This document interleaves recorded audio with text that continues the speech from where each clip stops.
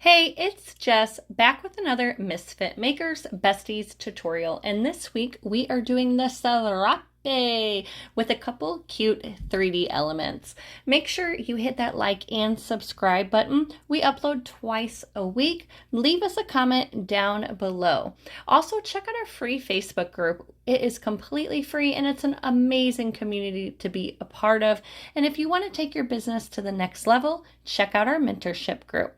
All right, so today I am starting out with my 24-ounce plump from the Tipsy Magnolia, and I have my ink colors from the Krafty KOW, and these are their intense inks.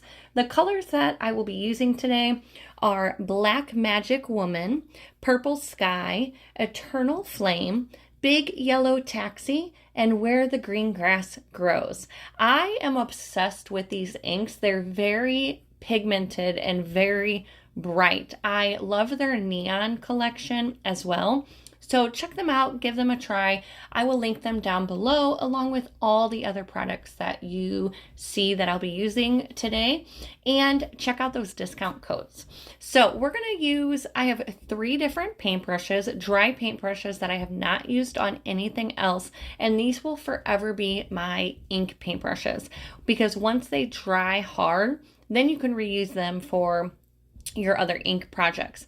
Make sure they are flat, like a flat head paintbrush. And I found 3 paintbrushes that were 3 different sizes. That gives me like the Serape look, but you can use 4, 5, 6 different size paintbrushes if you'd like, just depending on the look that you want to go for. Now I have my 5 colors picked out, and as you can see, I put my tumbler on the turner and I'm just letting it spin, and I'm holding my paintbrush against my tumbler and really just letting my turner do its job. Now you do have to have a steady hand, so try not to have like a few cocktails or a few coffees before doing this, but we are just bumping each color directly up to the color before. Now, I personally like the look where you can kind of see all the different lines in my Serape lines. So I only did 1 coat of ink on the entire tumbler. Now, if you don't like that effect, like if you don't like all the little lines or the white showing through a little bit, once this is dry, then you can go back and do a second coat. But again, I kind of like the way it looks. As you can see here, I drug my paint line just a little bit to create that light purple, and then on this next color I barely put my paintbrush into the purple paint and it still had a little bit of green on it, so it was still purple, but it kind of looked like the dark purple was fading into the light purple. I don't know, again, it's just the look that I like. It reminds me of a Serape, but if you want to go with more of a block look or solid lines, you can definitely use this technique to do that as well. Now here, I wasn't a fan of that light green, so I just dipped my paintbrush into the green one more time to kind of darken that up. Now I did this for the entire tumbler all the way almost to the bottom, but I wanted to put a 3D element on the bottom of my tumbler, so I didn't actually bring it quite all the way down.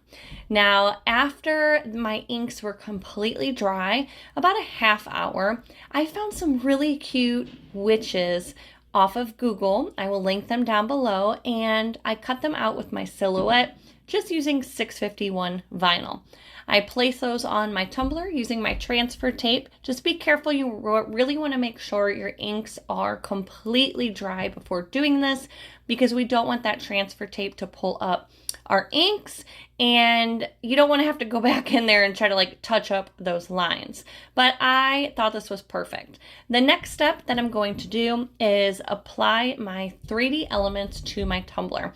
These rings are really, really neat, and they're the perfect touch to your tumbler without doing like a full out 3D tumbler. You can find them at Craft Crate. Our friend Ashley has these adorable rings along with tons of other options. I've already painted my rings, so this is supposed to look like flames, and then my other one is like a cauldron. So again, you want to make sure your inks are really dry because we are going to slide this up our tumbler. The fire is a very tight fit, so if it's not going on, you can warm it up a little bit. Just be careful doing that because you can melt it and break it. So I did not do that because I do not trust myself, but just with a little effort, I eventually got them on. So I didn't need to put epoxy down first for my flames because it was a very tight fit. But for the cauldron, I put a little bit of epoxy on there first, slid that cauldron on, waited until it was completely dry, and now I am ready to epoxy it. I'm going in with 40 mLs, and I put a little bit of additive into my epoxy to give it a little bit of sparkle. Once that was dry, I sanded down my rim and did my final coat of epoxy. I used medium viscosity, and I mixed up another 40 mLs.